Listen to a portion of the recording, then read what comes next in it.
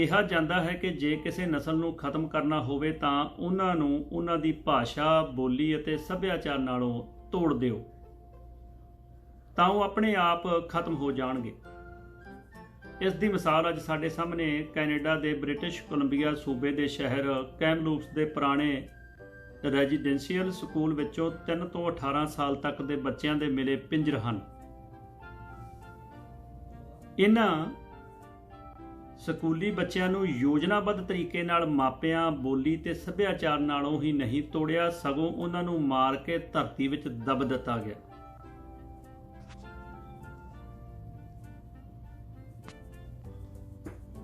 ਸੋਚਿਆ ਜਾਵੇ ਕਿ ਇਹ ਬੱਚੇ ਇੱਕ ਦਿਨ ਤਾਂ ਨਹੀਂ ਮਾਰੇ ਗਏ ਹੋਣਗੇ, ਸਗੋਂ ਇਹਨਾਂ ਦੇ ਜ਼ੁਲਮਾਂ ਦੀ ਦਾਸਤਾਨ ਕਿਹੋ ਜਿਹੀ ਖਤਰਨਾਕ ਹੋਵੇਗੀ ਜੇ ਹਰ ਰੋਜ਼ ਆਪਣੀ ਹੋਣੀ ਨਾਲ ਟੱਕਰਦੇ ਹੋਣਗੇ।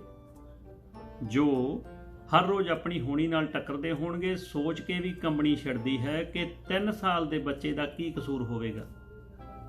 ਜਿਹੜੇ ਵਿਦਿਆਰਥੀ ਇਹਨਾਂ ਸਕੂਲਾਂ ਵਿੱਚੋਂ ਪੜ੍ਹ ਕੇ ਬਾਹਰ ਵੀ ਆਏ, ਉਹਨਾਂ ਦੀਆਂ ਲਿਖੀਆਂ ਕਿਤਾਬਾਂ ਉਹਨਾਂ ਦੇ ਹੀ ਜ਼ੁਲਮਾਂ ਦੀ ਸ਼ਾਦੀ ਭਰਦੀਆਂ ਹਨ। ਉਹਨਾਂ ਦੀਆਂ ਲਿਖੀਆਂ ਕਿਤਾਬਾਂ ਉਹਨਾਂ ਉੱਤੇ ਹੋਏ ਜ਼ੁਲਮਾਂ ਦੀ ਸ਼ਾਦੀ ਭਰਦੀਆਂ ਹੁਣ ਹੋਰ ਸਕੂਲਾਂ ਬਾਰੇ ਪਤਾ ਲਾਉਣ ਦੀਆਂ ਕੋਸ਼ਿਸ਼ਾਂ ਕੀਤੀਆਂ ਜਾ ਰਹੀਆਂ ਹਨ। ਦੁੱਖ ਇਸ ਗੱਲ ਦਾ ਹੈ ਕਿ ਉਸ ਸਮੇਂ ਹੋ ਰਹੇ ਇਹਨਾਂ ਜ਼ੁਲਮਾਂ ਨੂੰ ਸਰਕਾਰਾਂ ਕਿਵੇਂ ਅੱਖੋਂ ਪਰੋਖੋਂ ਕਰਦੀਆਂ ਰਹੀਆਂ। ਜਿਵੇਂ ਵੀ ਜ਼ਿੰਮੇਵਾਰ ਨੁਮਾਇੰਦੇ, ਕਿਸੇ ਵੀ ਜ਼ਿੰਮੇਵਾਰ ਨੁਮਾਇੰਦੇ ਨੇ ਇਹਨਾਂ ਲੋਕਾਂ ਦੀ ਆਵਾਜ਼ ਹੀ ਨਹੀਂ ਸੁਣੀ, ਸਗੋਂ ਇਹਨਾਂ ਨੂੰ ਘਟੀਆ ਸਮਝ ਕੇ ਹਾਸ਼ੀਏ ਦੇ ਉਸ ਪਾਰ ਹੀ ਧੱਕਿਆ ਜਾਂਦਾ ਰਿਹਾ ਹੈ। ਇਹ ਲੋਕ ਇਸ ਬਦਸਲੂਕੀ ਦਾ ਸ਼ਿਕਾਰ ਕਿਵੇਂ ਬਣੇ, ਇਸ ਬਾਰੇ ਇਤਿਹਾਸ ਨੂੰ ਹੰਘਾਲਣਾ ਪਵੇਗਾ। ਕੈਨੇਡਾ ਦਾ ਇਤਿਹਾਸ ਬਹੁਤਾ ਪੁਰਾਣਾ ਨਹੀਂ ਮਿਲਦਾ। ਇਹ ਤਾਂ ਸਗੋਂ ਕੋਲੰਬਸ ਘੁੰਮਦਾ ਫਿਰਦਾ 1492 ਵਿੱਚ ਅਮਰੀਕਾ ਪਹੁੰਚਦਾ ਹੈ ਤੇ ਸਮੁੰਦਰੋਂ ਪਾਰ ਇਹ ਧਰਤੀ ਲੱਭ ਲੈਂਦਾ ਹੈ ਜਿਹੜੀ ਖਣਿਜ ਪਦਾਰਥਾਂ ਨਾਲ ਭਰੀ ਪਈ ਹੈ। ਇਸ ਤੋਂ ਬਾਅਦ ਯੂਰਪੀਅਨ ਲੋਕਾਂ ਦਾ ਇੱਥੇ ਆਉਣਾ ਸ਼ੁਰੂ ਹੋਇਆ।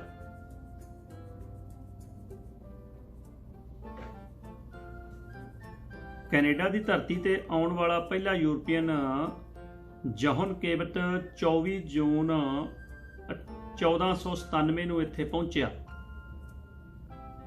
ਪਹਿਲਾ ਪਹਿਲੋਂ ਵਪਾਰ ਦੇ ਬਹਾਨੇ, ਜਿਵੇਂ ਲੋਕਾਂ ਤੋਂ ਜੰਗਲੀ ਜਾਨਵਰਾਂ ਦੀ ਫਰ ਲੈ ਜਾਣੀ ਤੇ ਉਹਨਾਂ ਦਾ ਲੋਹੇ ਦੇ ਯੰਤਰਾਂ ਨਾਲ ਵਟਾਂਦਰਾ ਕਰ ਲੈਣਾ। ਮੂਲ ਨਿਵਾਸੀਆਂ ਨੂੰ ਵੀ ਇਹਨਾਂ ਯੰਤਰਾਂ ਨਾਲ ਸ਼ਿਕਾਰ ਕਰਨਾ ਸੌਖਾ ਲੱਗਿਆ ਤੇ ਸਹਿਜੇ ਹੀ ਉਹ ਇਹ ਖਲ ਜਗਣ ਵਿੱਚ ਧੱਸਦੇ ਚਲੇ ਗਏ। ਸਮਾਂ ਪਾ ਕੇ ਯੂਰਪੀਅਨ ਜਿਵੇਂ ਦੁਨੀਆ ਭਰ ਵਿੱਚ ਫੈਲਦੇ ਗਏ ਤੇ ਹਰ ਥਾਂ ਆਪਣੇ ਬਿਜ਼ਨਸ ਸੈਟਲ ਕਰਦੇ ਗਏ ਤੇ ਧਰਤੀ ਤੇ ਕਬਜ਼ਾ ਵੀ ਕਰਦੇ ਗਏ। ਇਵੇਂ ਹੀ ਉਹਨਾਂ ਇੱਥੇ ਵੀ ਕੀਤਾ। ਇੱਥੋਂ ਦੇ ਵਾਸੀ ਥੋੜੇ ਸਨ ਤੇ ਰਹਿੰਦੇ ਵੀ ਸਮੁੰਦਰ ਦੇ ਕੰਢੇ ਥੋੜੇ ਥੋੜੇ ਕਬੀਲਿਆਂ ਵਿੱਚ ਸਨ। ਇਹਨਾਂ ਲੋਕਾਂ ਦਾ ਮੁੱਖ ਕਿੱਤਾ ਮੱਛੀ ਫੜਨਾ ਸੀ। ਮੱਛੀ ਜਾਂ ਜਾਨਵਰਾਂ ਦੇ ਸ਼ਿਕਾਰ ਜਾਂ ਫਲਾਂ ਆਦਿ ਨਾਲ ਖਾਣ ਅਤੇ ਜਾਨਵਰਾਂ ਦੀ ਖੱਲ ਪਹਿਨ ਕੇ ਗੁਜ਼ਾਰਾ ਕਰਨ ਨਾਲ ਇਹਨਾਂ ਦਾ ਆਤਮ ਨਿਰਭਰਤਾ ਦਾ ਮਸਲਾ ਹੱਲ ਹੁੰਦਾ ਸੀ। ਇਹਨਾਂ ਦੀਆਂ ਲੋੜਾਂ ਸੀਮਤ ਸਨ ਤੇ ਲੋਕ ਆਰਾਮ ਦੀ ਜ਼ਿੰਦਗੀ ਜਿਉਂ ਰਹੇ ਸਨ। ਯੂਰਪੀਅਨਾਂ ਨੇ ਸੱਤਾ ਦੀ ਪ੍ਰਾਪਤੀ ਦੇ ਲਾਲਚ ਦੀ ਹੱਦ ਤੋਂ ਪਾਰ ਜਾ ਕੇ ਇਹਨਾਂ ਨੂੰ ਨਵੇਂ-ਨਵੇਂ ਸਬਜ਼ ਬਾਗ ਦਿਖਾ ਕੇ, ਲਾਲਚ ਦੇ ਕੇ, ਔਰਤਾਂ ਨਾਲ ਸੰਬੰਧ ਬਣਾ ਕੇ, ਬੱਚੇ ਪੈਦਾ ਕਰਕੇ, ਭਰਮਾ ਕੇ ਇਸ ਧਰਤੀ ਤੇ ਕਬਜ਼ਾ ਕਰਨਾ ਸ਼ੁਰੂ ਕਰ ਦਿੱਤਾ। ਬਸਤੀਵਾਦੀ ਬ੍ਰਿਟਿਸ਼ ਸਰਕਾਰ, ਜਿਸ ਨੇ ਸਾਰੇ ਦੇਸ਼ਾਂ ਤੇ ਕਬਜ਼ਾ ਕਰਨ ਲਈ ਆਪਣੀ ਨਸਲਵਾਦੀ ਨੀਤੀ ਤਹਿਤ ਆਪਣੇ ਆਪ ਨੂੰ ਸਭ ਤੋਂ ਉੱਤਮ ਗਰਦਾਨ ਕੇ ਦੂਜਿਆਂ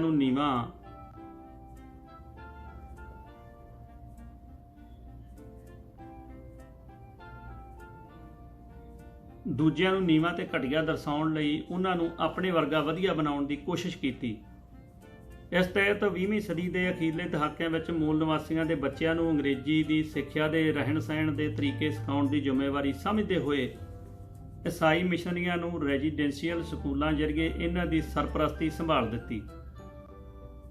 ਇਸ ਤਰ੍ਹਾਂ ਦੇ 139 ਸਕੂਲ ਖੋਲ੍ਹੇ ਗਏ ਅਤੇ ਮੂਲ ਨਿਵਾਸੀਆਂ ਦੇ 1,50,000 ਬੱਚੇ ਸਕੂਲਾਂ ਵਿੱਚ ਜਬਰੀ ਦਾਖਲ ਕੀਤੇ ਗਏ ਸਨ, ਜਿਨ੍ਹਾਂ ਦੀ ਉਮਰ 3 ਸਾਲ ਤੋਂ 18 ਸਾਲ ਤੱਕ ਹੁੰਦੀ ਸੀ। ਇਹਨਾਂ ਸਕੂਲਾਂ ਨੂੰ ਸਰਕਾਰ ਫੰਡ ਦਿੰਦੀ ਸੀ। ਇਸ ਤੋਂ ਇਲਾਵਾ ਵੀ ਬਿਨਾਂ ਸਰਕਾਰੀ ਮਦਦ ਤੋਂ ਵੀ ਬਹੁਤ ਸਕੂਲ ਖੋਲ੍ਹੇ ਗਏ ਸਨ। ਇਹਨਾਂ ਰਿਹਾਇਸ਼ੀ ਸਕੂਲਾਂ ਵਿੱਚ ਕੈਨੇਡਾ ਦੇ ਆਦਿਵਾਸੀਆਂ ਦੇ ਸਾਰੇ ਫਸਟ ਨੇਸ਼ਨ, ਮੇਟੀਜ਼ ਅਤੇ ਇਨਯੂਇਟ ਕਬੀਲਿਆਂ ਦੇ ਬੱਚਿਆਂ ਨੂੰ ਮਾਪਿਆਂ ਤੋਂ ਦੂਰ ਬੇਸ਼ੱਕ ਸੱਭਿਅਕ ਅਤੇ ਯੂਰਪੀਅਨਾਂ ਨਾਲ ਵਿੱਚ ਅਭੇਦ ਕਰਨ ਲਈ ਰੱਖਿਆ ਗਿਆ ਸੀ, ਪਰ ਉੱਥੇ ਉਹਨਾਂ ਨੂੰ ਈਸਾਈ ਮਤ ਦੀ ਧਾਰਮਿਕ ਸਿੱਖਿਆ ਜਾਂ ਸਕੂਲ ਨੂੰ ਚਲਾਉਣ ਲਈ ਹੀ ਕੰਮ ਕਰਵਾਏ ਜਾਂਦੇ ਸਨ। ਜਿਵੇਂ ਮੁੰਡਿਆਂ ਤੋਂ ਖੇਤੀ ਦਾ ਕੰਮ, ਲੱਕੜੀ ਅਤੇ ਲੋਹੇ ਆਦਿ ਦੇ ਕੰਮ ਤੇ ਕੁੜੀਆਂ ਤੋਂ ਸਿਲਾਈ, ਕਢਾਈ, ਖਾਣਾ ਬਣਾਉਣਾ, ਕੱਪੜੇ ਧੋਣਾ ਤੇ ਸਫਾਈ ਦਾ ਕੰਮ ਕਰਵਾਇਆ ਜਾਂਦਾ ਸੀ। ਜਦੋਂ ਬੱਚੇ ਇਹਨਾਂ ਸਕੂਲਾਂ ਵਿੱਚ ਦਾਖਲ ਹੁੰਦੇ ਤਾਂ ਪਹਿਲਾਂ ਕੰਮ ਉਹਨਾਂ ਦਾ ਨਾਮ ਬਦਲ ਕੇ ਦਿੱਤਾ ਜਾਂਦਾ ਸੀ, ਜਿਸ ਵਜ੍ਹਾ ਕਰਕੇ ਅੱਜ ਮਾਰੇ ਗਏ ਬੱਚਿਆਂ ਦੀ ਪਛਾਣ ਨਹੀਂ ਹੋ ਰਹੀ। ਕਈ ਸਕੂਲਾਂ ਵਿੱਚ ਉਹ ਸਾਰੇ ਸਾਲ ਵਿੱਚੋਂ 1-2 ਮਹੀਨਿਆਂ ਜਾਂ ਹਫ਼ਤਿਆਂ ਲਈ ਹੀ ਘਰ ਜਾ ਸਕਦੇ ਸਨ। ਜੇ ਕਦੇ ਮਾਪੇ ਉਹਨਾਂ ਨੂੰ ਮਿਲਣ ਆਉਂਦੇ ਤਾਂ ਉਹਨਾਂ ਨਾਲ ਸਖਤੀ ਕੀਤੀ ਜਾਂਦੀ ਕਿ ਉਹ ਸਿਰਫ ਆਪਣੇ ਮਾਪਿਆਂ ਨਾਲ ਅੰਗਰੇਜ਼ੀ ਵਿੱਚ ਹੀ ਗੱਲ ਕਰ ਸਕਦੇ ਹਨ। ਉਧਰ ਮਾਪਿਆਂ ਨੂੰ ਅੰਗਰੇਜ਼ੀ ਨਹੀਂ ਸੀ ਆਉਂਦੀ ਤੇ ਦੋਵੇਂ ਤਰ੍ਹਾਂ ਰੋਂਦੀਆਂ ਕਰਲਾਉਂਦੀਆਂ ਹੀ ਮੁੜ ਜਾਂਦੀਆਂ।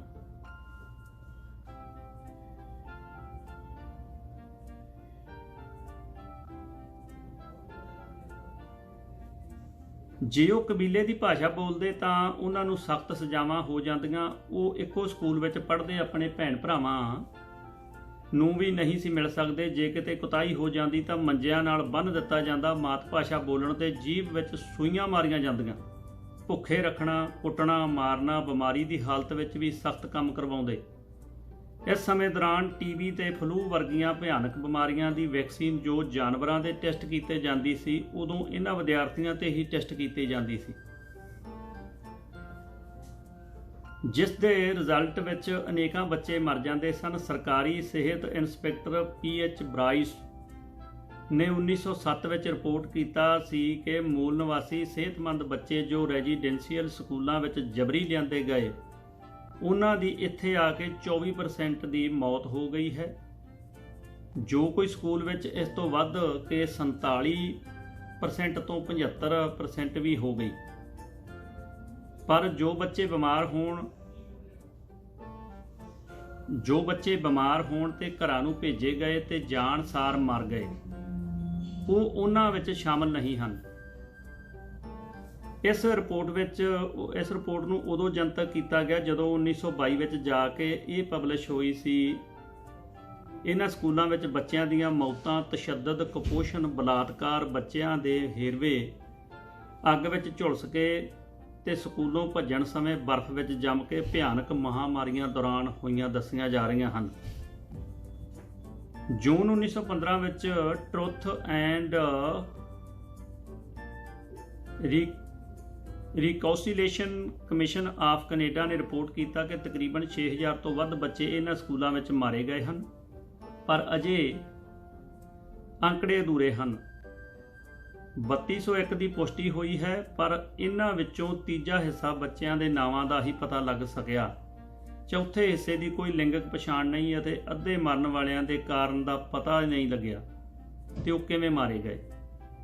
80000 ਤੋਂ ਵੱਧ ਇਸ ਸਕੂਲੀ ਤਸ਼ੱਦਦ ਦਾ ਸ਼ਿਕਾਰ ਬਣੇ ਤੇ ਇਹਨਾਂ ਨੇ ਇਸ ਸੱਭਿਆਚਾਰਕ ਨਸਲਕੁਸ਼ੀ ਦੀਆਂ ਕਹਾਣੀਆਂ ਆਪਣੀਆਂ ਹੱਡਬੀਤੀਆਂ ਲੋਕਾਂ ਨਾਲ ਸਾਂਝੀਆਂ ਕੀਤੀਆਂ ਹਨ।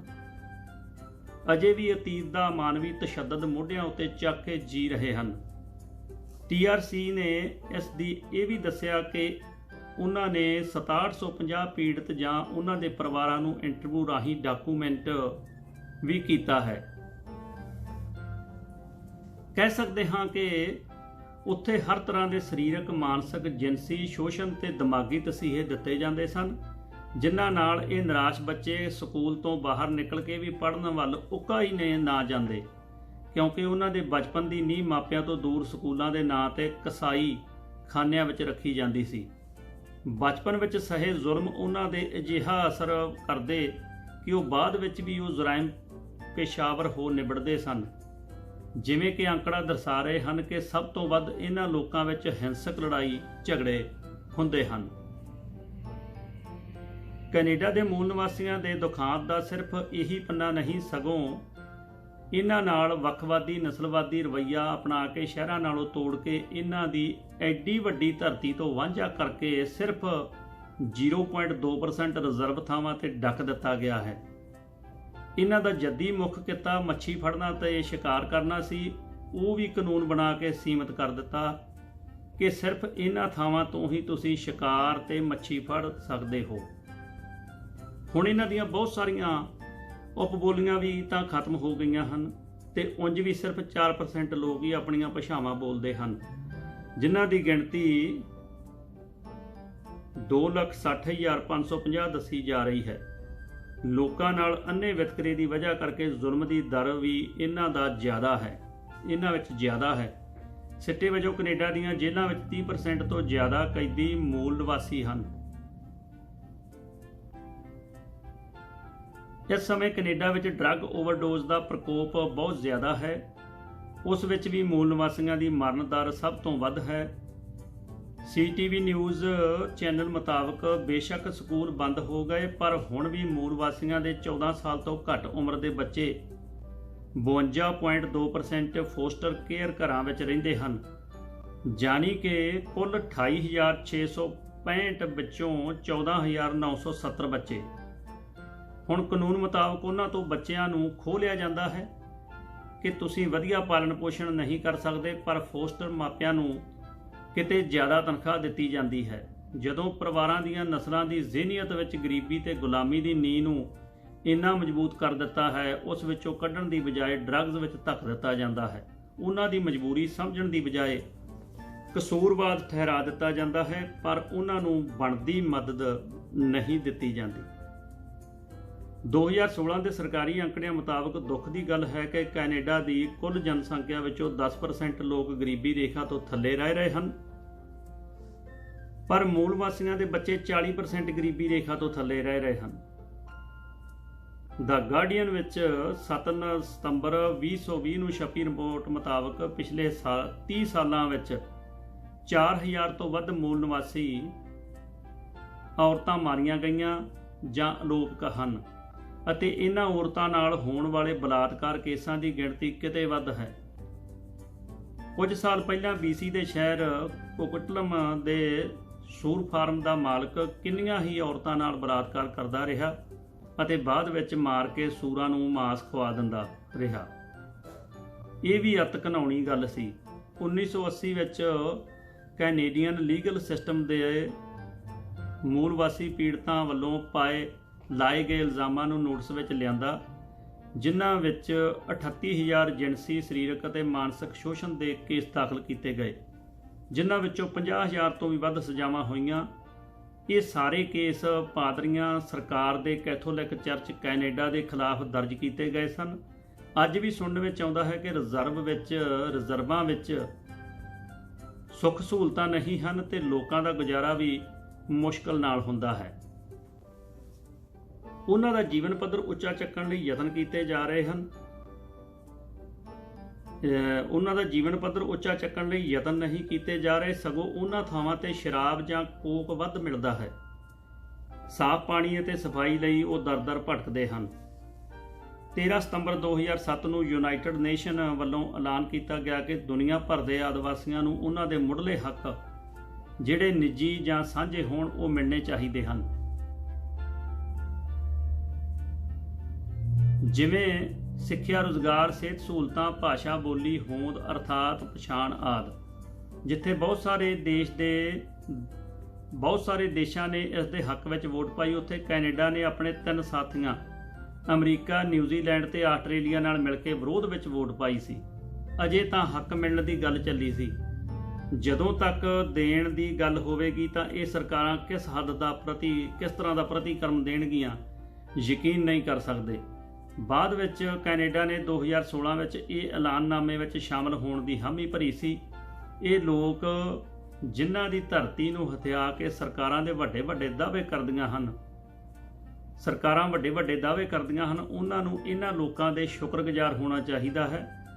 ਅੱਜ ਤੱਕ ਮੂਲ ਨਿਵਾਸੀਆਂ ਨਾਲ ਜੋ ਬਸਤੀਵਾਦੀ ਹਕੂਮਤਾਂ ਵੱਲੋਂ ਯੋਜਨਾਬੱਧ ਤਰੀਕੇ ਨਾਲ, ਚਾਹੇ ਰੈਜ਼ੀਡੈਂਸ਼ੀਅਲ ਸਕੂਲਾਂ ਦੀ ਗੱਲ ਹੋਵੇ ਜਾਂ ਜ਼ਮੀਨਾਂ ਖੋਹ ਕੇ ਰਿਜ਼ਰਵਾਂ ਵਿੱਚ ਧੱਕਣ ਦੀ ਜਾਂ ਸੁੱਖ ਸਹੂਲਤਾਂ ਤੋਂ ਵਾਂਝੇ ਰੱਖਣ ਕਰਕੇ ਨਾ ਬਰਾਬਰੀ ਤੇ ਨਸਲਵਾਦੀ ਰਵੱਈਏ ਦੀ ਤਾਂ ਹੀ ਭਰਪਾਈ ਹੋ ਸਕਦੀ ਹੈ, ਜੇਕਰ ਅੱਜ ਵੀ ਉਹਨਾਂ ਨੂੰ ਉਹਨਾਂ ਦਾ ਬਣਦਾ ਸਤਿਕਾਰ ਦਿੱਤਾ ਜਾਵੇ। ਤੇ ਉਹਨਾਂ ਤੇ ਹੋ ਰਹੇ ਜ਼ੁਲਮਾਂ ਦੀ ਕਹਾਣੀ ਨੂੰ ਖਤਮ ਕੀਤਾ ਜਾਵੇ। ਆਮ ਸ਼ਹਿਰੀਆਂ ਵਾਂਗ ਹਰ ਵਸਤ ਦੇ ਮਾਲਕ ਉਹ ਆਪ ਹੋਣ ਦੇ ਦੋਇਮ ਦਰਜੇ ਨੂੰ ਖਤਮ ਕੀਤਾ ਜਾਵੇ। ਉਹਨਾਂ ਦੇ ਪਿੰਡਾਂ ਤੱਕ ਸਭ ਸਹੂਲਤਾਂ ਪਹੁੰਚਾਉਣਾ ਸਰਕਾਰ ਦੀ ਜ਼ਿੰਮੇਵਾਰੀ ਬਣਦੀ ਹੈ, ਨਾ ਕਿ ਸਭ ਸਹੂਲਤਾਂ ਕੁਝ ਲੋਕਾਂ ਤੱਕ ਹੀ ਪਹੁੰਚਾਈਆਂ ਜਾਣ। ਮੂਲ ਨਿਵਾਸੀਆਂ ਵੱਲੋਂ ਸਾਂਝੇ ਤੌਰ ਤੇ ਕੀਤੇ ਫੈਸਲਿਆਂ ਤੇ ਫੁੱਲ ਚੜ੍ਹਾਏ ਜਾਣੇ ਚਾਹੀਦੇ ਹਨ। ਕੈਨੇਡਾ ਅਜਿਹਾ ਦੇਸ਼ ਹੈ ਜਿੱਥੇ ਬਾਹਰੋਂ ਆ ਕੇ ਲੋਕ ਰਹਿ ਰਹੇ ਹਨ। ਉਹਨਾਂ ਨੂੰ ਇੱਥੋਂ ਦੇ ਇਤਿਹਾਸ ਬਾਰੇ ਪਤਾ ਹੋਣਾ ਚਾਹੀਦਾ ਹੈ ਕਿ ਇਹ ਧਰਤੀ ਦੇ ਲੋਕ ਜਿਨ੍ਹਾਂ ਦਾ ਮਾਣ ਹੋਣਾ ਚਾਹੀਦਾ ਸੀ, ਉਹ ਹਮੇਸ਼ਾ ਵਿਤਕਰਾ ਸਹਿੰਦੇ ਹੋਏ ਤਸ਼ੱਦਦ ਦਾ ਪਾਤਰ ਕਿਵੇਂ ਬਣੇ ਰਹੇ। ਅਜੇ ਵੀ ਉਹ ਲੋਕ ਸਕੂਲਾਂ, ਹਸਪਤਾਲਾਂ, ਪਾਣੀ, ਵਧੀਆ ਖੁਰਾਕ ਤੇ ਸਫਾਈ ਦੇ ਪ੍ਰਬੰਧ ਉਹਨਾਂ ਲਈ ਕਿਉਂ ਨਹੀਂ ਹੈ। ਉਹਨਾਂ ਨੇ ਆਪਣੇ ਮੁੱਢਲੇ ਹੱਕ ਆਜ਼ਾਦੀ ਅਤੇ ਸਰਕਾਰ ਬਣਾਉਣ ਦਾ ਅਧਿਕਾਰ ਕਿਉਂ ਨਹੀਂ ਹੈ। ਇਹਨਾਂ ਬੱਚਿਆਂ ਦੇ ਦੁੱਖ ਵਿੱਚ ਸ਼ਰੀਕ ਹੋਣ ਦਾ ਮਤਲਬ ਸਹੀ ਅਰਥਾਂ ਵਿੱਚ ਤਾਂ ਹੀ ਹੋਵੇਗਾ ਜੇਕਰ ਇਹਨਾਂ ਭਾਈਚਾਰਿਆਂ ਨੂੰ ਮੁੱਢਲੇ ਹੱਕ ਦਿਵਾਉਣ ਦੇ ਅਸੀਂ ਭਾਗੀਦਾਰ ਬਣੀਏ। ਕਿਹਾ ਜਾ ਰਿਹਾ ਹੈ ਕਿ ਇਹ ਕੈਨੇਡਾ ਦੇ ਇਤਿਹਾਸ ਦਾ ਕਾਲਾ ਪੰਨਾ ਹੈ, ਪਰ ਅੱਜ ਦੇ ਕੈਨੇਡਾ ਦੀ ਅਸਲੀ ਤਸਵੀਰ ਵਿੱਚ ਇਹ ਵਿਤਕਰੇ ਜਿਉਂ ਦੇ ਤਿਉਂ ਹਨ। ਹੁਣ ਸਰਕਾਰਾਂ ਵੱਲੋਂ ਮਾਫੀਆਂ ਮੰਗੀਆਂ ਜਾ ਰਹੀਆਂ ਹਨ। ਮਾਫੀਆਂ ਦਾ ਤਾਂ ਹੀ ਫਾਇਦਾ ਹੈ ਜੇਕਰ ਇਹਨਾਂ ਗਲਤੀਆਂ ਨੂੰ ਦੁਹਰਾਇਆ ਨਾ ਜਾਵੇ। ਕੈਥੋਲਿਕ ਚਰਚ ਦੇ ਜੇ ਅੱਜ ਮਾਫੀ ਵੀ ਨਹੀਂ ਮੰਗ ਰਹੀ ਤਾਂ ਇਸ ਤੋਂ ਸਾਫ਼ ਹੈ ਕਿ ਉਹ ਧਰਮ ਦੇ ਨਾਂ ਤੇ ਹੋਣ ਵਾਲੇ ਕੁਕਰਮਾਂ ਨੂੰ ਹਮੇਸ਼ਾ ਜਾਰੀ ਰੱਖਣ ਵਿੱਚ ਯਕੀਨ ਕਰਦੇ ਹਨ ਅਤੇ ਆਪ ਸਹੀ ਹੋਣ ਦਾ ਦਾਅਵਾ ਕਰਦੇ ਹਨ। ਸ਼ਰਮ ਦੀ ਗੱਲ ਹੈ ਕਿ 21ਵੀਂ ਸਦੀ ਜੋ ਵਿਗਿਆਨ ਦੇ ਢਾਂਚੇ ਦੀ ਦੇਣ ਹੈ, ਇਸ ਵਿੱਚ ਅਜੇ ਵੀ ਲੋਕ ਧਰਮਾਂ ਦੇ ਸੰਗਲ ਵਿੱਚ ਜਕੜੇ ਪਏ ਹਨ, ਲੋਕਾਂ ਨੂੰ ਆਪਸ ਵਿੱਚ ਲੜਾ ਰਹੇ ਹਨ। ਚਰਚ ਦਾ ਮੁਖੀ ਪੋਪ ਬੇਕਸੂਰ ਬੱਚਿਆਂ ਦੇ ਕਤਲ ਸੰਬੰਧੀ ਹੋਈ ਗਲਤੀ ਨੂੰ ਗਲਤੀ ਕਹਿਣ ਵਿੱਚ ਵੀ ਸ਼ਰਮ ਮਹਿਸੂਸ ਕਰ ਰਿਹਾ ਹੈ। ਬਰਤਾਨਵੀ ਬਸਤੀਵਾਦੀਆਂ ਤੇ ਕੈਨੇਡੀਅਨ ਸਰਕਾਰਾਂ ਵੱਲੋਂ ਚੀਨੀਆਂ, ਜਾਪਾਨੀਆਂ, ਭਾਰਤੀਆਂ, ਯਹੂਦੀਆਂ ਤੇ ਹੋਰ ਘੱਟ ਗਿਣਤੀਆਂ ਜਿਨ੍ਹਾਂ ਨੇ ਇਸ ਦੇਸ਼ ਦੀ ਤਰੱਕੀ ਵਿੱਚ ਵਡਮੁੱਲਾ ਯੋਗਦਾਨ ਪਾਇਆ ਹੈ, ਸਮੇਂ-ਸਮੇਂ ਤੇ ਉਹਨਾਂ ਨਾਲ ਵੀ ਵਧੀਕੀਆਂ ਕੀਤੀਆਂ ਤੇ ਇੱਥੋਂ ਬਾਹਰ ਕੱਢਣ ਦੀਆਂ ਕੋਸ਼ਿਸ਼ਾਂ ਕੀਤੀਆਂ ਗਈਆਂ। ਉਸ ਤੋਂ ਹੁਣ ਮਾਫੀਆਂ ਮੰਗੀਆਂ ਜਾ ਰਹੀਆਂ ਹਨ। ਉਹਨਾਂ ਤੋਂ ਹੁਣ ਮਾਫੀਆਂ ਮੰਗੀਆਂ ਜਾ ਰਹੀਆਂ ਹਨ। ਅਸਲ ਵਿੱਚ ਬ੍ਰਿਟਿਸ਼ ਹਕੂਮਤ ਨੇ ਜੋ ਨਸਲਵਾਦ ਦਾ ਬੀਜ ਲੋਕਾਂ ਦੇ ਮਨਾਂ ਵਿੱਚ ਬੀਜਿਆ ਸੀ, ਉਹ ਅਜੇ ਵੀ ਕਿਤੇ ਨਾ ਕਿਤੇ ਸਮੇਂ-ਸਮੇਂ ਤੇ ਪੁੰਗਰ ਹੀ ਰਿਹਾ ਹੈ। ਜਿੰਨਾ ਚਿਰ ਸਰਕਾਰਾਂ ਵੱਲੋਂ ਅਣਸੁਣੀ, ਅਣਦੇਖੀ ਕੀਤੀ ਜਾ ਰਹੀ ਹੈ, ਮਨੁੱਖਤਾਵਾਦੀ ਕਦਰਾਂ ਕੀਮਤਾਂ ਤੇ ਕੰਮ ਨਹੀਂ ਕੀਤਾ ਜਾ ਰਿਹਾ, ਇਹ ਰਹੇਗਾ ਵੀ। ਇਸ ਦਾ ਵੀ ਕਾਰਨ ਹੈ ਕਿ ਟੋਰਾਂਟੋ ਦੇ ਨੇੜੇ ਲੰਡਨ ਵਿੱਚ ਇੱਕ ਮੁਸਲਿਮ ਪਰਿਵਾਰ ਨੂੰ ਨਸਲਵਾਦੀ ਗੋਰੇ ਵੱਲੋਂ ਪਿਕਅਪ ਟਰੱਕ ਥੱਲੇ ਕੁਚਲ ਕੇ ਮਾਰ ਦੇਣਾ। ਇਹੋ ਜਿਹੇ ਕਾਰਨਾਮਿਆਂ ਦੇ ਦੁੱਖ ਪ੍ਰਗਟ ਕਰਕੇ ਸਮੱਸਿਆ ਹੱਲ ਨਹੀਂ ਹੋਣੀ, ਸਗੋਂ ਇਸ ਨਸਲਵਾਦ ਦੀ ਜੜ ਪੁੱਟਣ ਤੇ ਯੋਗ ਕਦਮ ਤੇ ਲਗਾਤਾਰ ਕੰਮ ਹੋਣਾ ਚਾਹੀਦਾ ਹੈ। ਆਸ ਕਰਦੇ ਹਾਂ ਕਿ ਅੱਜ ਸਾਰੇ ਲੋਕ ਇਕਜੁੱਟ ਹੋ ਕੇ ਕੈਨੇਡੀਅਨ ਢਾਂਚੇ ਵਿੱਚ ਹੋਈ ਨਾਬਰਾਬਰੀ, ਅਣਮਨੁੱਖੀ ਜ਼ਬਰ ਦੀ ਦਾਸਤਾਨ ਲਈ ਇਨਸਾਫ ਦੀ ਲੜਾਈ ਇਕਜੁੱਟ ਹੋ ਕੇ ਲੜਨ, ਤਾਂ ਕਿ ਇਹ ਜ਼ੁਲਮੀ ਇਤਿਹਾਸ ਕਦੇ ਦੁਹਰਾਇਆ ਨਾ ਜਾਵੇ। ਇਹ ਜ਼ੁਲਮ ਦੀਆਂ ਪੈੜਾਂ ਦਾ ਖੁਜਾਖੋਰ ਮਿਟਾਉਣ ਤੇ ਮੂਲ ਨਿਵਾਸੀਆਂ ਦੇ ਅੱਲੇ ਜ਼ਖਮਾਂ ਤੇ ਮੱਲਮ ਲਾਉਣ ਲਈ ਉਹਨਾਂ ਨੂੰ ਉਹਨਾਂ ਦੇ ਬਣਦੇ ਹੱਕ ਤੇ ਇਨਸਾਫ ਦਿੱਤਾ ਜਾਵੇ।